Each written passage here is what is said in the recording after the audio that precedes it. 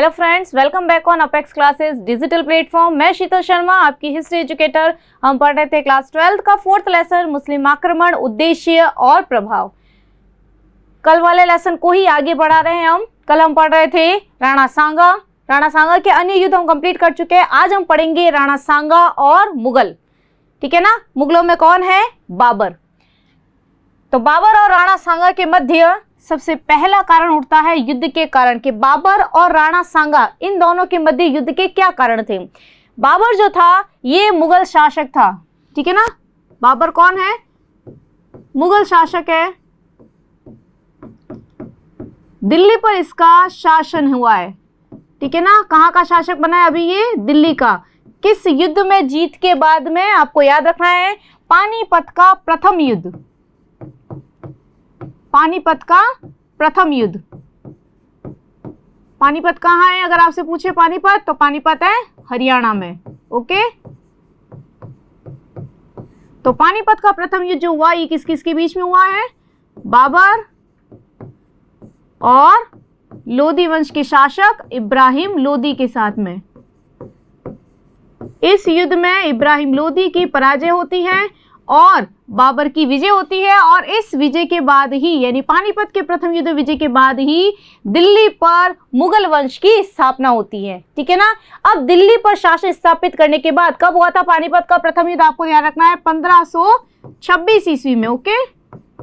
1526 ईस्वी में बाबर जो है वह दिल्ली का शासक बन गया। दिल्ली की गद्दी उसके हाथों में आ गई। अब दिल्ली के साथ साथ संपूर्ण भारत पर वो अपना शासन स्थापित करना चाहता था और इसके लिए उसको दूसरे जिसे टक्कर लेनी थी वह कौन था अभी हिंदुस्तान में? महाराणा सांगा। ठीक है ना। तो महाराणा सांगा के साथ में युद्ध के सबसे पहले हम कारण पढ़ते हैं। ठीक है ना। तो सबसे पहला कारण हम देखते हैं,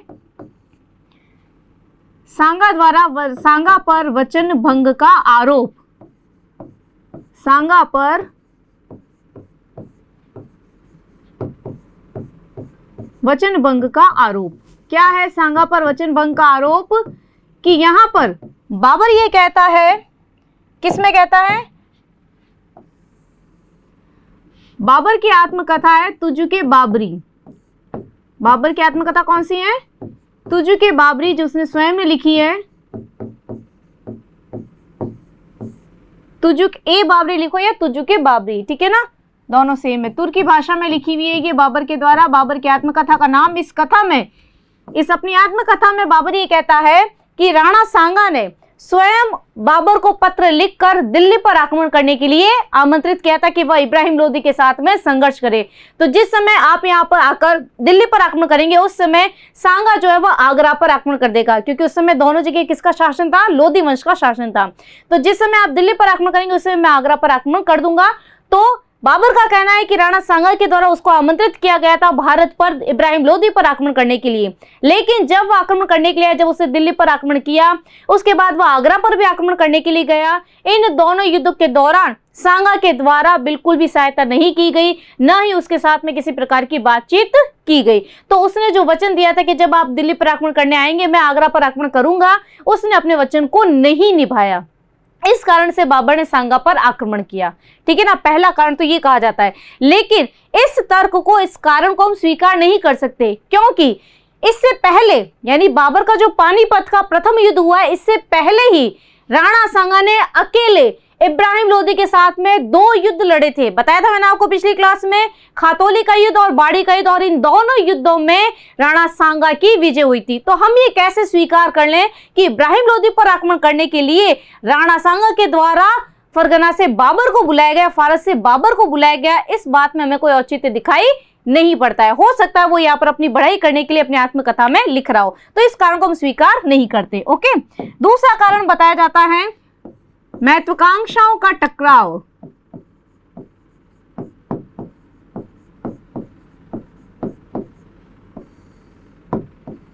महत्वाकांक्षाओं का टकराव यानी दोनों के मध्य, महत्वाकांक्षाओं का टकराव, दोनों ही अपने अपने साम्राज्य का विस्तार करना चाहते थे। एक तरफ तो जो बाबर जो था वह दिल्ली पर आक्रमण के बाद में संपूर्ण हिंदुस्तान पर आक्रमण का अधिकार करना चाहता था और राणा सांगा भी अपने साम्राज्य का विस्तार करना चाहता था। इस प्रकार दोनों की जो महत्वाकांक्षाएं थी वह एक दूसरे के साथ में युद्ध करने के लिए उनको तत्पर कर रही थी। तो दूसरा कारण हम ये मान सकते हैं कि दोनों की महत्वाकांक्षाओं का टकराव हो रहा था, दोनों अपने साम्राज्य का विस्तार करना चाहते थे। तीसरा कारण ये माना जाता है राजपूत अफगान मैत्री।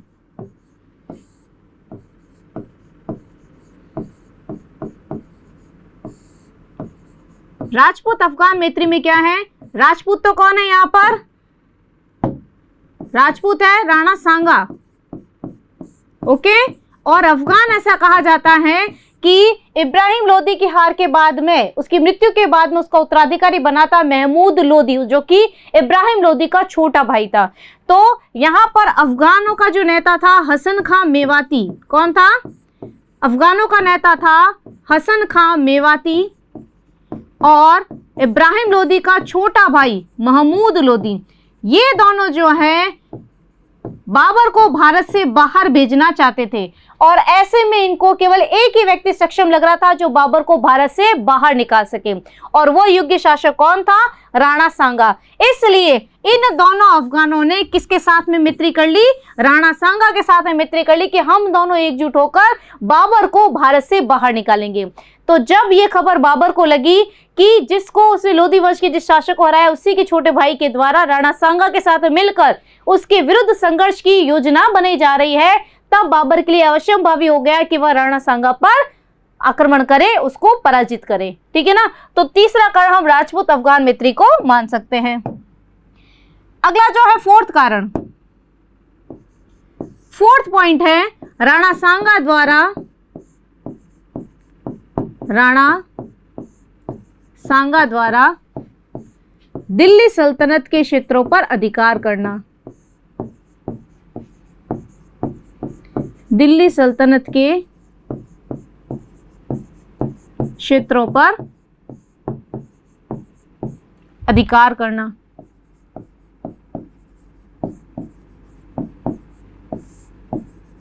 कि जिस समय इब्राहिम लोदी बाबर के साथ में पानीपत के प्रथम युद्ध में व्यस्त था, बिजी था, उस समय राणा सांगा के द्वारा दिल्ली सल्तनत के अधिकार वाला जो क्षेत्र था, रणथंबोर के आसपास वाला क्षेत्र जो था, वह किसके अधिकार में था, दिल्ली सल्तनत के अधिकार में था। लेकिन जिस समय वह पानीपत के युद्ध में बिजी था, राणा सांगा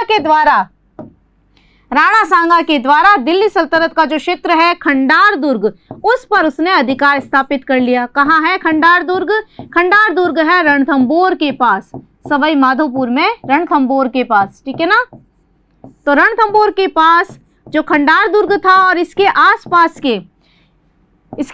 के जो 200 गांव थे, वहां पर भी किसने अधिकार कर लिया, राणा सांगा ने अधिकार कर लिया, जिसके कारण यहाँ की जो मुस्लिम जनता थी उसको यहाँ से भागना पड़ा, यहाँ से पलायन करना पड़ा, क्योंकि राजपूतों का यहाँ पर अधिकार हो चुका था। ऐसे में बाबर को लगा कि वह धीरे धीरे दिल्ली सल्तनत के क्षेत्रों पर अधिकार कर रहा है, उसका साम्राज्य विस्तार होता जा रहा है, ऐसा ना हो कि वह मुझे भी यहाँ से रवाना कर देवे। इसलिए चौथा जो महत्वपूर्ण कारण माना जाता है बाबर के द्वारा राणा सांगा पर आक्रमण करने का, वह यही माना जाता है कि वह दिल्ली सल्तनत के क्षेत्रों पर अपना एकाधिकार स्थापित कर रहा था। ओके, तो यहाँ पर अपने कारण क्लियर हो गए हैं। नेक्स्ट अपन युद्ध शुरू करते हैं, बयाना का युद्ध। दोनों के मध्य, वैसे इतिहास दोनों के मध्य 2 युद्ध होंगे, लेकिन इतिहास में जो ज्यादा निर्धारित युद्ध माना जाता है, निर्धारित तो ये भी था वैसे, लेकिन अगर ज्यादा महत्व जिस युद्ध को दिया गया वह बाबर की तरफ से दिया गया, वह खानवा के युद्ध को, ठीक है ना। जबकि बयाना का युद्ध का भी इतिहास में, राजपूत इतिहास में बहुत बड़ा महत्व माना जाता है, ठीक है ना। बयाना का युद्ध है। अब सबसे पहले आपको ध्यान रखना है कि बयाना ये है कहाँ, भरतपुर में। कहाँ है? भरतपुर में, ठीक है ना। ये आपको ध्यान रखना है, ये भरतपुर वाला जो एरिया है यहाँ पर है बयाना। ओके, तो बयाना का युद्ध होगा दोनों के मध्य। जैसे कि मैंने आपको बताया, अभी हमने जैसे पीछे पढ़ा है कि खंडार दुर्ग जो सवाई माधोपुर वाला क्षेत्र है, यहां तक उसने अपना अधिकार कर लिया था। किसने? राणा सांगा ने, ठीक है ना। धीरे धीरे उसको पता चला कि भाई बयाना दुर्ग, धौलपुर का क्षेत्र, यहाँ के आसपास के क्षेत्र पर जब राणा सांगा के द्वारा यहाँ पर अधिकार किया गया रणथंभौर के दुर्ग पर, तो बाबर के द्वारा अपनी शक्ति सुदृढ़ करने के लिए उसने क्या किया, बयाना, भरतपुर वाला क्षेत्र, धौलपुर, इन क्षेत्रों पर अपना अधिकार स्थापित कर लिया। किसके द्वारा किया गया, बाबर के द्वारा, ठीक है ना। जब इन दोनों की सूचना पता चली कि दोनों की सीमाएं जो आपस में टकरा रही है, उस समय बाबर जो है वह युद्ध के लिए निकलेगा फरवरी 1527 ईस्वी में। फरवरी 1527 ईस्वी में वह रवाना होगा, कहां से, सवाई माधोपुर से। कहां पर था, सवाई माधोपुर में, रणथंभौर दुर्ग पर था वह भी, ठीक है ना। तो रणथंभौर दुर्ग से वह कहां आक्रमण करेगा, बयाना दुर्ग पर। समझ में आ रहा है, फरवरी 1527 में रणथंभौर दुर्ग से कहां आक्रमण करेगा, बयाना दुर्ग पर आक्रमण करेगा। इस समय बाबर के द्वारा बयाना दुर्ग का संरक्षण का कार्य जो सौंपा गया था, इसका जो संरक्षक था, इसका संरक्षण जो था वह किसको सौंपा गया था, मेहंदी ख्वाजा को। मेहंदी ख्वाजा यहाँ का संरक्षक था, लेकिन सांगा के द्वारा बयाना दुर्ग पर आक्रमण करने के कारण दुर्ग को चारों ओर से घेर लिया गया, ठीक है ना। जब इसकी सूचना बाबर के पास पहुंची, बाबर ने अपनी एक सेना भेजी, किसके नेतृत्व में, सुल्तान मिर्जा के नेतृत्व में। किसके नेतृत्व में, सुल्तान मिर्जा के नेतृत्व में एक सेना भेजी, ठीक है ना। लेकिन यहां पर आपको ध्यान रखना है कि ये पहला एकमात्र ऐसा युद्ध था जिसमें राणा सांगा की तरफ से हिंदुस्तान के सारे शासक इस युद्ध में शामिल हुए थे, ठीक है ना। तो राणा सांगा की तरफ से सारे शासक कौन कौन थे, महत्वपूर्ण शासक मैं आपको बता रही हूं कि किन किन शासकों ने बयाना दुर्ग में आक्रमण के समय, बयाना युद्ध के समय महाराणा सांगा का सहयोग किया था, ठीक है ना। तो महाराणा सांगा की तरफ से लड़ने वाले प्रमुख व्यक्ति जो उसका साथ देने वाले व्यक्ति थे, सबसे पहला आपको ध्यान रखना है अफगान नेता हसन खां मेवाती। कौन था, अफगान नेता हसन खां मेवाती। और इसके साथ में कौन था, महमूद लोदी। ये दोनों बयाना पर आक्रमण करने के लिए इन्होंने सांगा का सहयोग किया। इसके अलावा मारवाड़ से कौन था, मारवाड़ का मालदेव। इसके अलावा सादड़ी का झाला अज्जा, सादड़ी पाली में, ठीक है ना, सादड़ी का झाला अज्जा।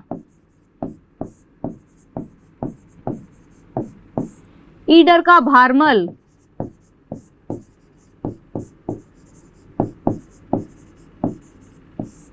आमेर का पृथ्वीराज,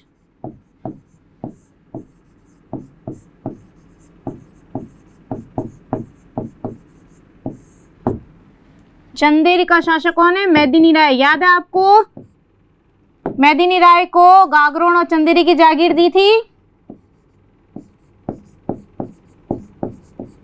ठीक है ना। चंदेरी एमपी का क्षेत्र है, चंदेरी, ठीक है ना। तो चंदेरी का शासक कौन है, मेदिनी राय।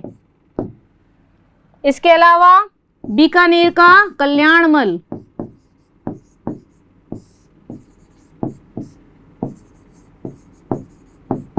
इसके अलावा भी काफी सारे, सलूम्बर का रावत है, देवरिया का रावत है। ये सारे शासक जो थे वह किसके युद्ध में शामिल होने के लिए आए थे, महाराणा सांगा की तरफ से बाबर के विरुद्ध जो बयाना का युद्ध हो रहा था, इस युद्ध में लड़ने के लिए शामिल हुए। ये पहली बार ऐसा हुआ कि राजपूत के युद्ध में पहली बार किसी राजपूत शासक ने इतने बड़े स्तर पर किसी शासक को संगठित किया था, शासकों को संगठित किया था। इन सेनाओं के सामने मुगल सेना जो थी, बाबर की जो सेना थी, वह क्या हो गई, पराजित हो गई। और बयाना दुर्ग पर किसका अधिकार हो गया, राणा सांगा का। ओके, बयाना दुर्ग पर किसका अधिकार हो जाएगा, राणा सांगा इसमें विजयी रहेगा और बयाना के दुर्ग पर उसका अधिकार स्थापित हो जाएगा। यहां से मुगल सेना को वापस लौटना पड़ेगा। समझ में आ गया यहाँ तक। नेक्स्ट चीज पढ़ते हैं अपन खानवा युद्ध। खानवा युद्ध में हमें क्या देखना है कि खानवा जो जगह है वह कहां पर है, भरतपुर में। खानवा कहां पर है, भरतपुर में। ये देखो, ये है क्षेत्र भरतपुर। बाबर अभी यहीं पर है, ठीक है ना।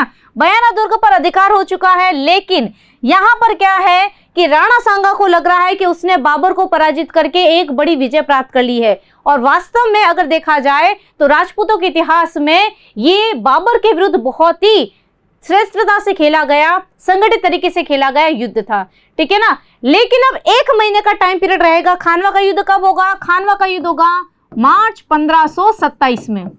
बयाना का युद्ध हुआ फरवरी 1527 में। खानवा का युद्ध होगा मार्च 1527 ईस्वी में। ये 1 महीने का जो टाइम पीरियड था, इसमें बाबर जोरों शोरों से अपने युद्ध की तैयारी में लगा हुआ था।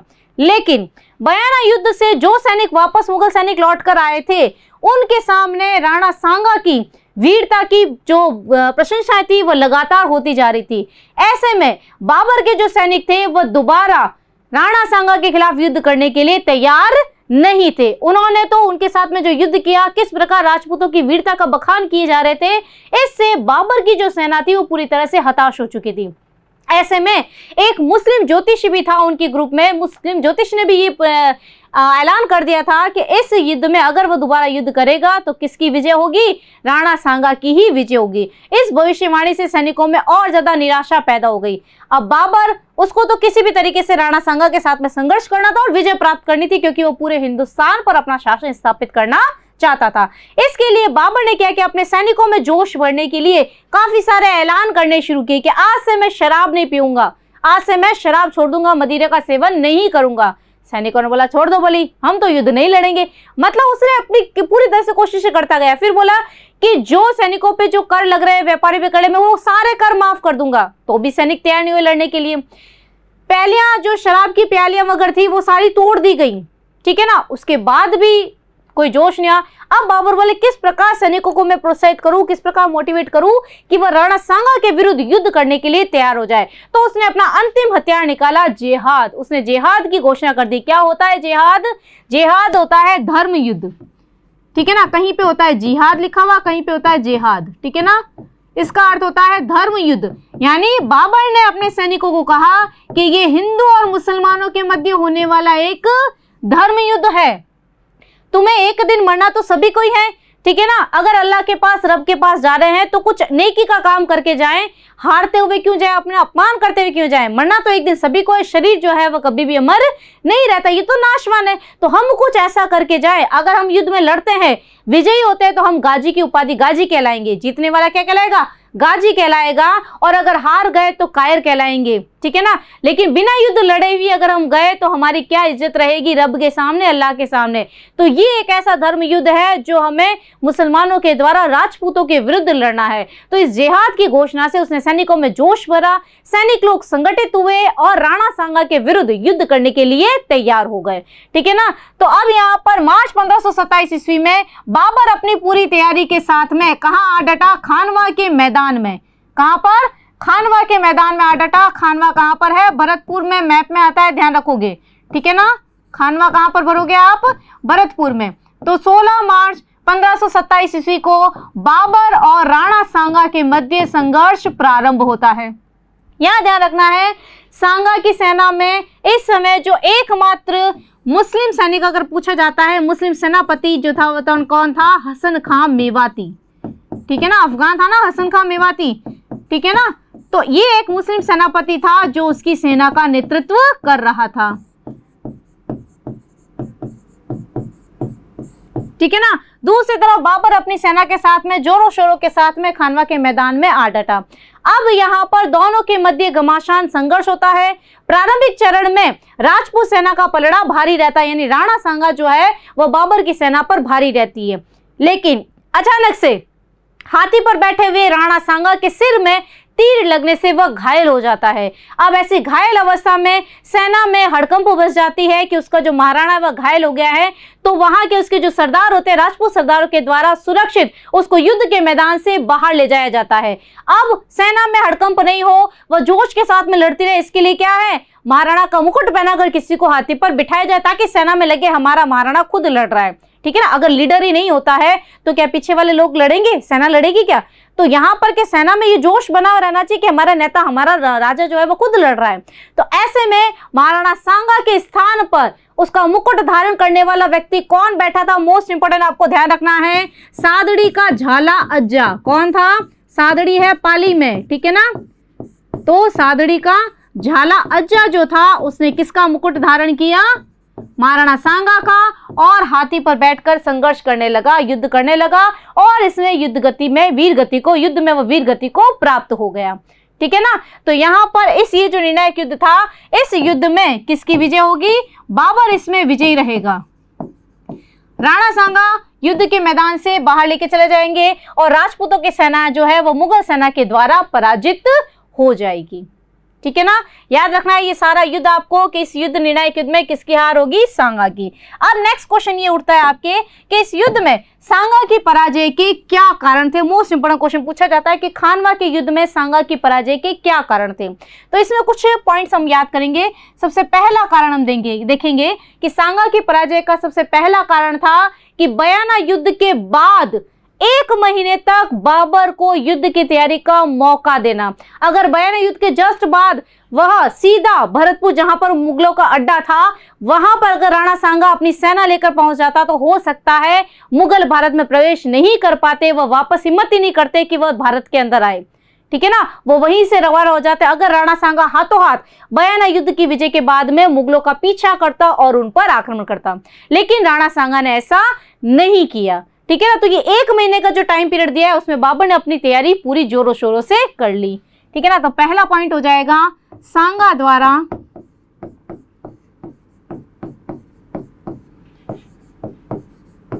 बयाना विजय के बाद, सांगा द्वारा बयाना विजय के बाद बाबर को युद्ध की तैयारी का समय देना,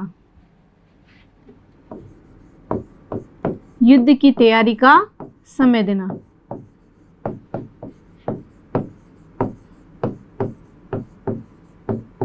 ठीक है ना, ये उसकी सबसे बड़ी भूल थी। दूसरा कारण यह है कि राणा सांगा हाथी पर सवार होकर संघर्ष कर रहा था, ऐसे में सिर में तीर लगने से वह घायल हो गया और उसके युद्ध के मैदान में निकल जाने के कारण सेना में जोश की कमी हो गई। ये दूसरा कारण है, ठीक है ना। तो राणा सांगा के सिर में तीर लगना युद्ध के दौरान, राणा सांगा के सिर में तीर लगने से सेना के जोश में कमी आना,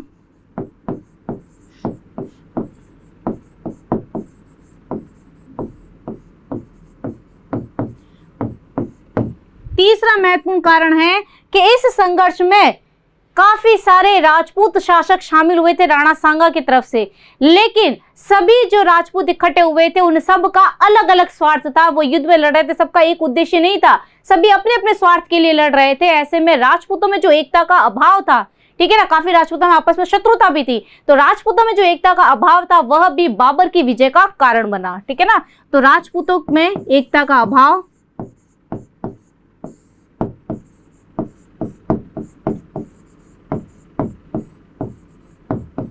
राजपूतों में एकता का अभाव। चौथा कारण आता है राजपूत सैनिक जो है वह अपने परंपरागत हथियार जो थे तीर, भाले और तलवार से लड़ रहे थे, जबकि बाबर के पास में क्या था? तोपखाना, ठीक है ना। बाबर के तोपों के आगे राजपूतों के जो परंपरागत हथियार थे वह युद्ध में सक्षम नहीं थे जीतने के लिए, ठीक है ना। तो राजपूतों द्वारा परंपरागत औजारों का प्रयोग करना, राजपूतों द्वारा परंपरागत हथियारों का प्रयोग, परंपरागत हथियारों का प्रयोग जिसमें तीर, कमान, भाले थे, जबकि बाबर द्वारा तोपखाना, तोप का प्रयोग। मुगली थे बाबर तोप लाने वाले, जबकि बाबर द्वारा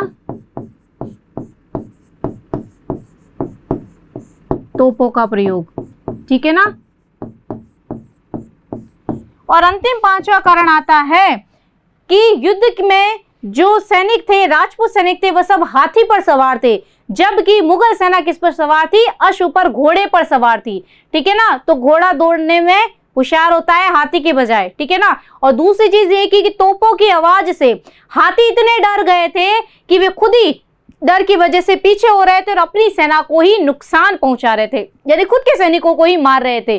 तो ये भी एक कमी थी राणा सांगा की सेना में कि राजपूतों द्वारा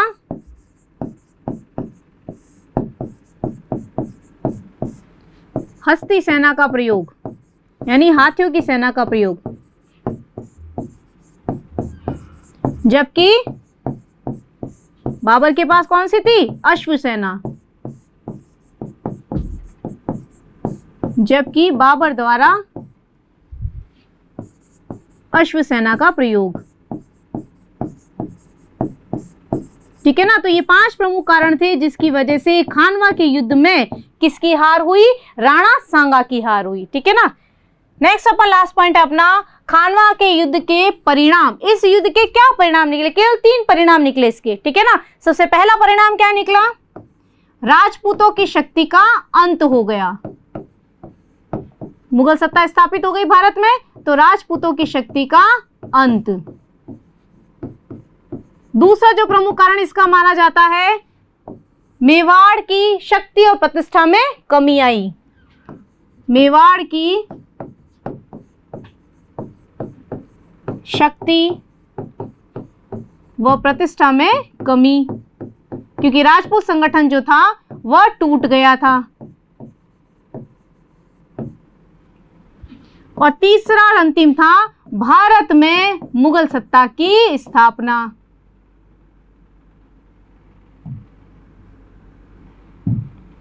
भारत में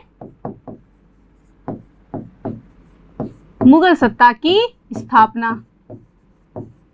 वैसे तो पानीपत के युद्ध में हो गई थी, लेकिन केवल दिल्ली पर हुई थी। अब पूरे भारत पर किसका शासन हो गया? मुगलों का। अब सबसे लास्ट देखना उसका अंतिम समय। राणा सांगा को युद्ध के मैदान से सुरक्षित बाहर ले जाकर बसवा नामक स्थान पर ले जाया गया। जब उसको होश आया तब उसको पता चला कि युद्ध के मैदान से उसको इतना दूर लेकर आ गए हैं, तो बस वह बहुत ज्यादा क्रोधित हुआ और बोला अब तो मैं बाबर से लड़ने की। उसको पता चला कि हमारी सेना जो है वह युद्ध में पराजित हो गई है, तो वह जोश के साथ में पुनः उठा और बाबर से लड़ने के लिए जाने लगा। अब उसके शरीर पर लगभग 80 घाव हो गए थे। ऐसा कहा जाता है कि उसके शरीर पर इतने सारे घाव थे, 80 घाव थे, जिसके कारण से सांगा को क्या कहा जाता है? सैनिकों का भग्नावशेष।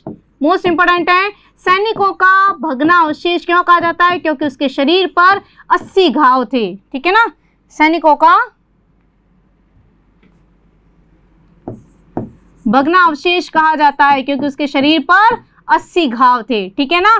तो जब उसे पता चला कि भाई युद्ध के क्षेत्र में हार हो गई है, वह उठा बाबर से लड़ने के लिए रवाना होने लगा। ऐसे में उसके जो विरोधी, युद्ध के विरोधी सरदार थे, अब युद्ध नहीं कर सकते, हमें सफलता नहीं मिलने वाली है। सांगा की खुद की तबीयत ऐसी सही नहीं, लेकिन वो मान नहीं रहा है। ऐसे में जो उसके युद्ध विरोधी सरदार थे, उनके द्वारा राणा सांगा को जहर दे दिया गया, ठीक है ना।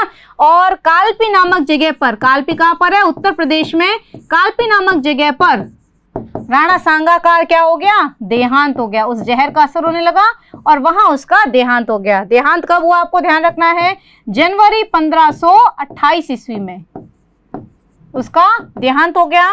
इसका जो समाधि स्थल बना हुआ है, दाह संस्कार जो किया गया, वह कहाँ किया गया? मांडलगढ़ में किया गया। मांडलगढ़ कहाँ पर है? भीलवाड़ा में, ओके। भीलवाड़ा में लाकर उसका दाह संस्कार किया गया। तो इस प्रकार हमने देखा कि अपने अंतिम समय तक राणा सांगा जो था वह पूरे जोश के साथ में लड़ता रहा, लेकिन फिर भी इसमें वो वीर गति को प्राप्त हो गया और भारत में मुगलों की सत्ता स्थापित हो गई। तो आज की क्लास के लिए इतना ही। नेक्स्ट क्लास में नए टॉपिक के साथ फिर मिलेंगे, तब तक के लिए थैंक यू। सब्सक्राइब करें हमारा apex classes edutech YouTube channel. साथ ही बेल आइकन को क्लिक करना बिल्कुल ना भूलें, ताकि आगे आने वाले सभी यूट्यूब वीडियोस की अपडेटेड नोटिफिकेशंस सबसे पहले आपको मिले। Apex classes edutech, subscribe now.